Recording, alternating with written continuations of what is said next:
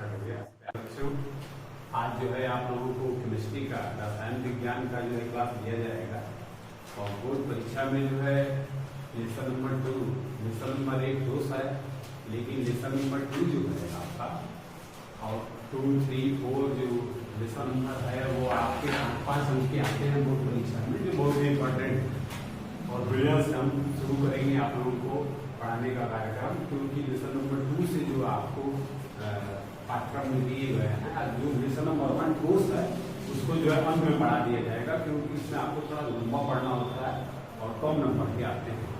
और ये जो आपको दूसरा, तीसरा और चौथा पाठ है और जब 9वां पाठ है पहली किताब का, वो 5-5 अंक के, इनको जो है क्रमिक रूप से हम लोग करेंगे। अब लेसन नंबर 2 जो है आपका उस पाठ का नाम है विलयन, जो बोर्ड परीक्षा में 5 अंक के आते हैं। अब सबसे पहले विलयन है क्या, इसको पढ़ें। तो विलयन के लिए आप 3 शब्दों का अगर देखें तो एक विलेय पदार्थ होता है और एक विलायक पदार्थ होता है। एक विलायक पदार्थ, तो जब किसी विलेय पदार्थ को किसी अन्य दूसरे विलायक पदार्थ में पूर्णतया या आंशिक रूप से घुलते हैं तो प्राप्त समांगी निकाय को विलयन कहते हैं। समांगी निकाय को विलयन कहते हैं। ये परिभाषा आपकी है। तो जब किसी विलेय पदार्थ को किसी विलायक पदार्थ में या किसी अन्य दूसरे विलायक में पूर्णतया या आंशिक रूप से घुलते हैं तो प्राप्त समांगी निकाय को विलयन कहते हैं।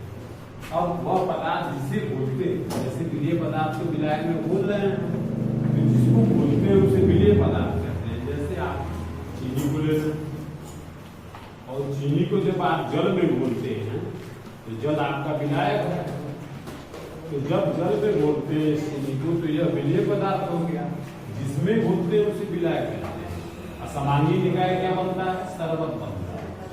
तो शरबत आपका जो है विलयन। अब यदि किसी विलयन में जो विलेय के कण हैं या जो विलेय के आपको पार्टिकल हैं, यदि विलायक में पूर्ण रूप से घुल जाए और हमारी नग्न आंखों से दिखाई न दे, तो ऐसे विलयन को हम बोलते हैं वास्तविक विलयन। वास्तविक विलयन कहते हैं।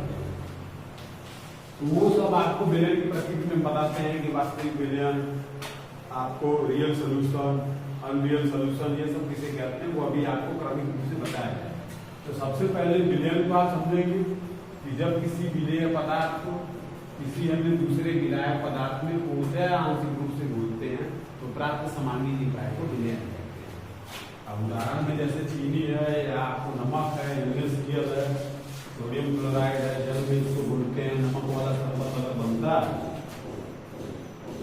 तो जो नमक वाला नमकीन शरबत बना तो यहाँ NaCl क्या है, विलेय पदार्थ, और जल क्या है, विलायक, और नमक वाला जो नमकीन शरबत है वो विलयन है। अब ये जो विलयन की परिभाषा रही, अब इसमें जो है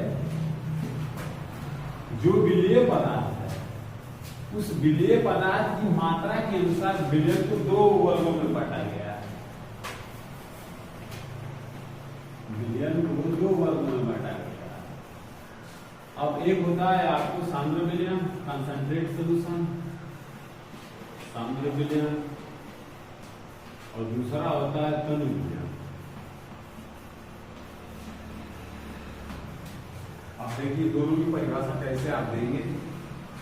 वह विलयन जिसमें विलेय की मात्रा अत्यधिक मात्रा में होती है, ऐसे विलयन को सांद्र विलयन कहते हैं। माने विलेय की मात्रा बहुत ज्यादा, विलेय की मात्रा एबव विलायक से,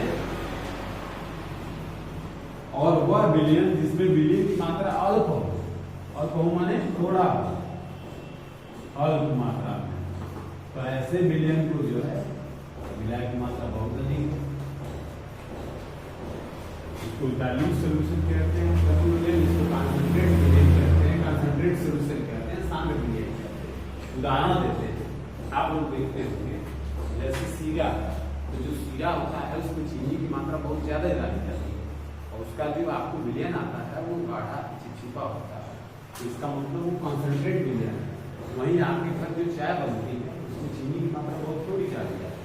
पानी मिलाने के बाद जो आपको विलयन बनता है वो तनु विलयन बनता है, चाय या शरबत। तो यह डाइल्यूट सोल्यूशन का उदाहरण है। इसको साइड में DILSOL करके लिखते हैं, डाइल्यूट सोल्यूशन। इसको CONS से लिखते हैं, कंसंट्रेट होता है साइड में, कंसंट्रेट सोल्यूशन।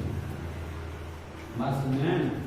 इसकी परिभाषा, जब किसी विलयन में विलय की मात्रा अत्यंत अल्प हो तो उसे तनु विलयन, और वह विलयन जिसमें विलय की मात्रा जो है बहुत अधिक हो तो ऐसे विलयन को कंसंट्रेट विलयन, सांद्र विलयन कहते हैं। तो विलयन ये आपको विलय की मात्रा के आधार पर, इसके आधार पे है विलय की मात्रा के आधार पे।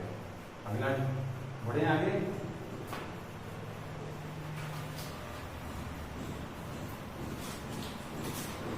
अब इसके बाद है आपको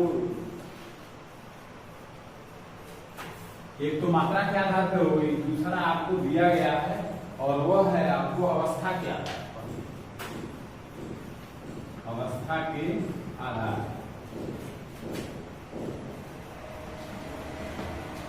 विलयन के प्रकार में आपको अवस्था के आधार पर, स्टेट के आधार पर विलयनों को 3 वर्गों में बांटा गया है।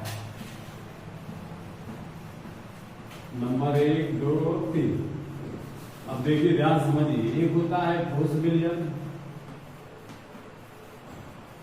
दूसरा होता है द्रव विलयन, और तीसरा होता है गैस विलयन। अवस्था के आधार पर विलयन को 3 वर्गों में बांटा गया है। अब कैसे उसको समझना है। जब किसी विलय पदार्थ को किसी विलायक में घोलते हैं तो विलय पदार्थ को जब विलायक में घोलते हैं तो विलायक पदार्थ की अवस्था क्या है? विलायक पदार्थ की यदि अवस्था ठोस हो तो ऐसे विलयन को ठोस विलयन कहते हैं। लेकिन जब किसी विलय पदार्थ को आप विलायक में घोलते हैं और विलायक की अवस्था द्रव हो तो ऐसे विलयन को द्रव विलयन कहते हैं, लिक्विड सॉल्यूशन कहते हैं। लेकिन जब किसी विलय पदार्थ को आप विलायक में घोले और विलायक की अवस्था जो है गैसीय हो, गैसीय माध्यम हो, तो ऐसे विलयन को गैस विलयन कहते हैं। तो कुल मिलाकर जो विलयन का प्रकार है वह विलायक की अवस्था पर निर्भर करता है। कोई भी सॉलिड, लिक्विड या गैस हो, उसको यदि द्रव में घोला जाएगा तो द्रव विलयन कहलाएगा, यदि ठोस में घोला जाएगा तो ठोस विलयन कहलाएगा, और यदि गैस में घोलेंगे तो उसको क्या कहेंगे? गैस विलयन। वैसे पदार्थ की अवस्था 3 होती है, सॉलिड, लिक्विड और गैसेस। और यदि कोई भी पदार्थ आपको दिया गया हो, वह सॉलिड है, विलय पदार्थ है, उसको लिक्विड में घोलना, लिक्विड को लिक्विड में घोलना और गैस को लिक्विड में घोलना। तो यहाँ विलायक की अवस्था क्या है? द्रव है।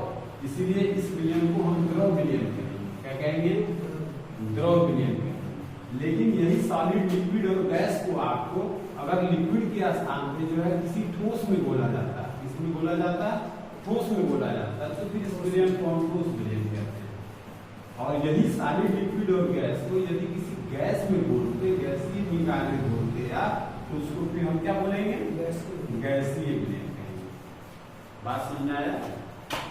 तो किसी विलयन की जो आपको वर्गीकरण किया गया है तो वह वर्गीकरण अवस्था के आधार पर 3 टाइप का होता है, सॉलिड, लिक्विड और गैस। ठोस सॉल्यूशन, लिक्विड सॉल्यूशन और गैस सॉल्यूशन। अब उसको दूसरी भाषा में भी हम इसको बोलते हैं कि जब किसी निकाय को किसी अन्य दूसरे निकाय में पूर्णतया या आंशिक रूप से घोला जाता है तो प्राप्त समांगी निकाय को विलयन कहते हैं। और विलायक के निकाय की अवस्था के आधार पर विलयन को 3 वर्गों में बांटा गया है। यदि किसी सॉलिड, लिक्विड या द्रव या गैस पदार्थ को जो है किसी ठोस निकाय में घोला जाता है तो उसे ठोस विलयन, यदि द्रव निकाय में घोला जाएगा तो ऐसे विलयन को द्रव विलयन, और यदि गैस विलायक में घोला जाएगा तो उसे गैसीय विलयन कहते हैं। अब हम आपसे प्रश्न करते हैं, आपको बताएं। जैसे आपका पानी की बूंदें जाड़े की दिन में सुबह आप जब जागते हैं तो देखते हैं शीत गिरता है, कोहरा चारों तरफ रहता है, तो पानी की बूंदें द्रव है और वायुमंडल में आपका गैस भरा हुआ है। तो जब वो गैस में घुलती हैं तो वो कोहरा किस प्रकार का बनेगा? बोलिए। अरे भाई, ये H2O का ड्रॉप है लिक्विड, और इसको जो है वायु में घोला है, वायु में आपको ऑक्सीजन भी है, नाइट्रोजन भी है, जो भी है, तो वायु अगर हम सीधे लिखते हैं, मान लीजिए ठीक, वायुमंडल में गैस है ना, और इसको जब हम बोल दिए तो कोहरा बन गया। क्या बन गया? कुम्हारा, स्मार्ट बन गया। तो ये आपका द्रव है और विलायक की अवस्था क्या है? गैस है। तो इस कोहरा को हम किस प्रकार का विलयन कहेंगे? गैसीय विलयन। बात समझ आई नहीं है? तो आप लॉजिक तथ्य के आधार पर चलेंगे तो आपकी केमिस्ट्री सही चलेगी, और तथ्य के आधार पर नहीं चलेंगे तो सही नहीं चलेगी। बात समझ में आ गई कि नहीं? और उदाहरण दें, और भी दे सकते हैं। अच्छा, अभी आपको बताए हैं जैसे शरबत बना है, तो शरबत किस प्रकार का विलयन है? अवस्था के आधार पर द्रव विलयन। अरे पानी घोलते हैं ना, तो द्रव विलयन है। जिसमें घोलते हैं उसकी अवस्था क्या है, उसके आधार पर विलयन को वर्गीकरण। इसमें कोई टेंशन की बात नहीं है। बात समझ आया ना? समझ में आ रहा है ना आप लोगों को? अरे हो सकता है कि ज्यादा दिन हो गया पढ़ाए हुए, तो आप लोगों को आगे बढ़ते हैं। तो विलयन 3 प्रकार के हो गए, ठोस, द्रव, गैस। ठीक, आगे बढ़ते हैं। अवस्था के आधार के बाद आपका कण के आधार पर है तीसरा वर्गीकरण। एक तो पहला हमने बताया आपको विलेय पदार्थ की मात्रा के आधार पर। तो जब किसी विलयन में विलेय की मात्रा बहुत ज्यादा हो तो और गाढ़ा विलयन बनाता है तो उसको कंसंट्रेट सॉल्यूशन, और विलेय की मात्रा बहुत कम हो, अल्प हो, तो उसे डाइल्यूट सॉल्यूशन किया जाए।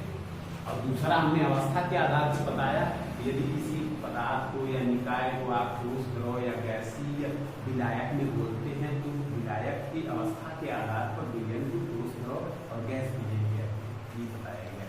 अब हमारा तीसरा है कण के साइज के आधार पर। पार्टिकल जो आपके, चूंकि जो द्रव है या ठोस है उसका कण होते हैं, मॉलिक्यूल्स होते हैं ना, अंकुश बना होता है, तो उसकी साइज क्या है, उसके आकार के आधार पर जो है विलयन का वर्गीकरण। तो इसको किसी लिखते हैं कणों के आधार पर, कणों के आधार पर। ठीक, तो कणों के आधार पर विलयन को हम 3 वर्गों में बांटते हैं। कैसे? उसको भी देखिए, एक हमारा विलयन है, ठीक, और ये भी विलयन है, और ये भी विलयन है। ठीक, इसमें कणों का साइज बहुत बड़ा हमने कर दिया। विलयन बनने के बाद जो कण के साइज बहुत बड़े बड़े, इसमें थोड़ा छोटा साइज का है। जो इसके पार्टिकल हैं, जो कण हैं, उसका आकार थोड़ा छोटा है, और इसमें बहुत छोटे छोटे कण। ठीक, जो हमारी नग्न आंखों से दिखाई नहीं देती। अब यहाँ हमने लिख दिया 50 एंगस्ट्रॉम, ठीक है, और यहाँ पर लिख दिया 200 एंगस्ट्रॉम, ऐसे टिक लगा दीजिए। अब हमारा वर्गीकरण हो गया। ध्यान से समझने की बात है, जब किसी विलयन में विलेय कणों को विलायक में घोलते हैं, विलेय कणों को विलायक में घोलते हैं, और घोलने के बाद एक समांगी निकाय देता है, अर्थात विलेय के कण पूर्ण रूप से विलायक में घुल जाते हैं और घुलने के बाद हमारी नग्न आंखों से दिखाई नहीं देते। तो ऐसे विलयन को हम क्या बोलते हैं? वास्तविक विलयन कहते हैं, रियल सॉल्यूशन कहते हैं। बात समझ में आई? अब जैसे नमक है और ग्लास में हमने नमक को घोला, घर ले जाके दूसरे कमरे में और आपके सामने रख दिया हम, और हमने कहा बाबू इसमें हमने क्या बोला है, तो आप देख क्या पता है, तरकीब लगाएंगे कि चीनी बोले हैं, फिटकरी बोले हैं, नमक बोले हैं, सब लोग अलग अलग प्रकार के उत्तर देंगे। अर्थात आप अपनी आंखों से देख के उसमें कण की पहचान नहीं कर पाएंगे, दिखाइए नहीं देंगे, कैसे पहचान करेंगे? तब चखाइए। इसलिए ऐसे विलयन जिसमें विलेय के कण विलायक में पूर्ण रूप से घुल जाए, हमारी नग्न आंखों से नहीं दिखाई देते, ऐसे विलयनों के कणों का जो साइज होता है वो 50 एंगस्ट्रॉम से कम होता है, वास्तविक विलयन कहलाता है। बात समझ आया? इसको एबीसी ने क्या कहा? वास्तविक विलयन। वास्तविक विलयन। ठीक, अब दूसरा होता है, आप कोई विलायक ले लिया, उसमें विलेय के कण को घोला, घोलने के बाद जो है आपको वह जो विलेय के कण हैं वो दिखाई देते हैं। अब दिखाई देते हैं आपको स्पष्ट रूप से कि हाँ ये पदार्थ हमने बोला। तो 50 एंगस्ट्रॉम से और 200 एंगस्ट्रॉम के बीच की जो साइज की कण होगी, मतलब विलयन तो बना है, लेकिन उसके विलयन बनने के बाद जो कणों का साइज है वो 50 एंगस्ट्रॉम से 200 एंगस्ट्रॉम के मध्य का है, अर्थात वास्तविक विलयन के कणों से थोड़ा बड़ा लेकिन 200 एंगस्ट्रॉम से छोटा है। तो ऐसे विलयनों को हम कोलाइडी विलयन कहते हैं। कोलाइडी विलयन की चर्चा आपको करनी है बस मैं, अब हम फिर अंत में जब चलेंगे तो इसकी चर्चा करेंगे।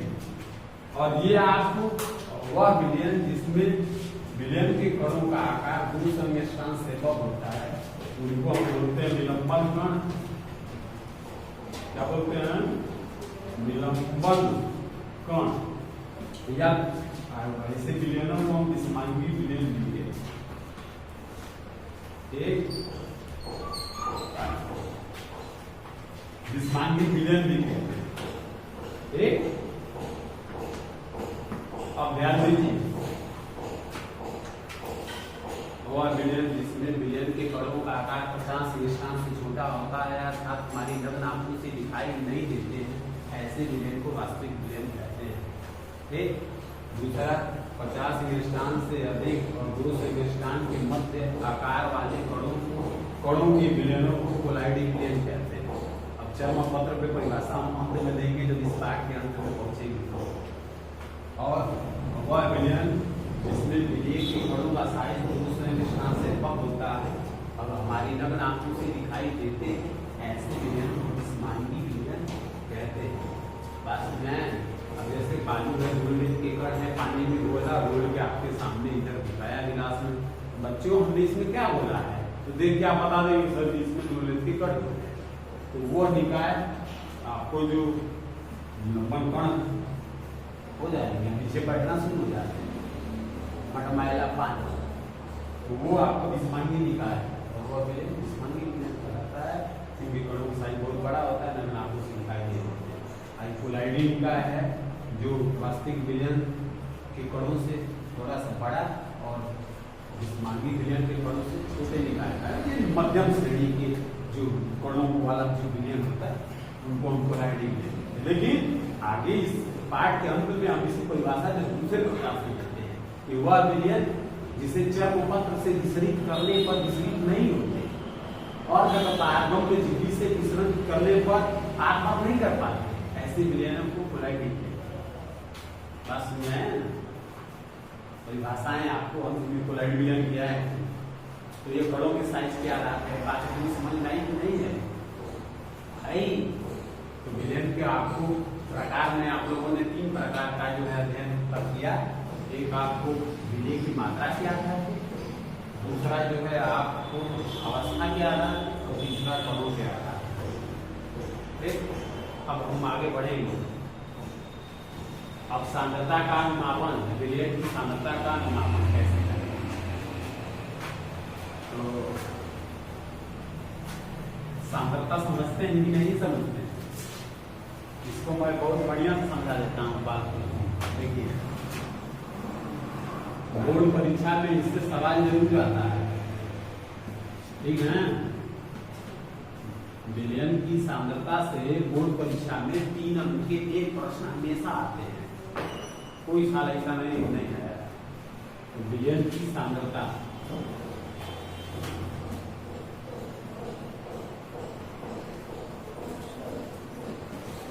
कंसंट्रेशन ऑफ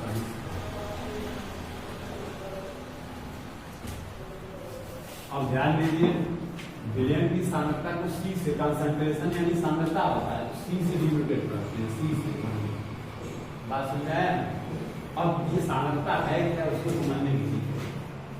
अब देखिए कोई विलयन आप बनाएं तो विलेय पदार्थ होता है। विलयन में आपको 2 निकाय होते हैं ना, एक सॉल्यूट मटेरियल, एक सॉल्वेंट मटेरियल होता है ना। तो विलेय पदार्थ है और दूसरा विलायक है। क्या है? विलायक। तो विलेय पदार्थ को विलायक में घोलते हैं तो क्या बनता है? विलयन बनता है। बनने दीजिए। अब यदि कोई विलयन बना तो विलयन का आयतन होता है ना कुछ, 1 लीटर, 2 लीटर, 4 लीटर, जो भी इसका आयतन होता है। और विलेय की मात्रा हमने कितना बोला, तो विलेय की मात्रा को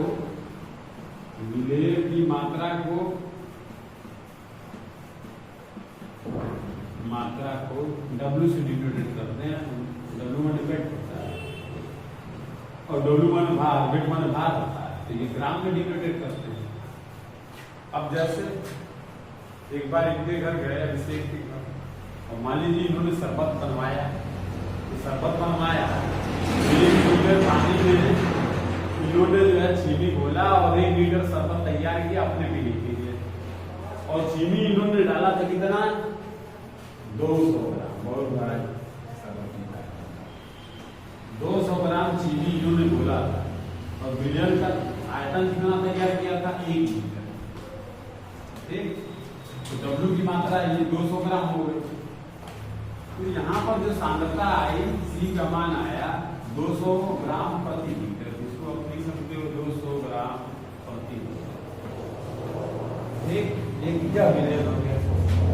लेकिन फिर मैं पहुंच गया इनके घर उसी समय, और हमने कहा जिसे आप हमें भी शरबत पिलाइए, तो इनके घर चीनी नहीं था और उसमें पानी मिला दिया और विलयन का आयतन अब 2 लीटर कर दिया।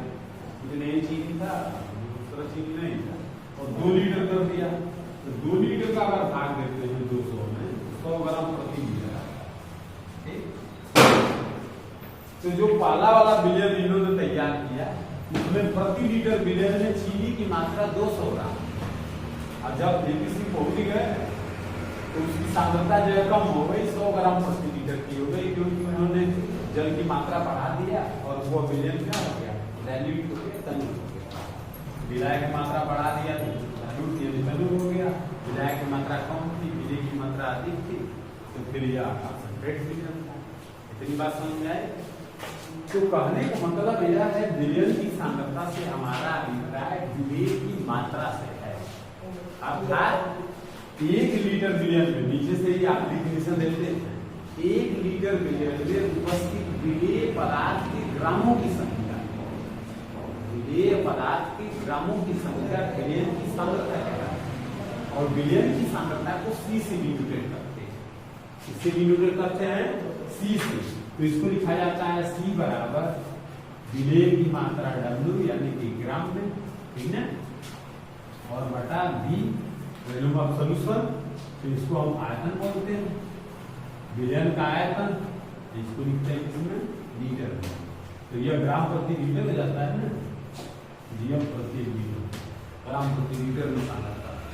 तो सांद्रता का अनुमापन हमेशा पहला तो ग्राम प्रति लीटर में करते हैं, और दूसरा अनुमापन जो है मोल प्रति लीटर में करते हैं। तो जैसे अगर कोई दुकानदार है और पदार्थ की मात्रा का अनुमापन करता है तो तौल करता है, जैसे गंगेश सर है मेरी दुकान पे, तो ग्राम में तौल करते हैं।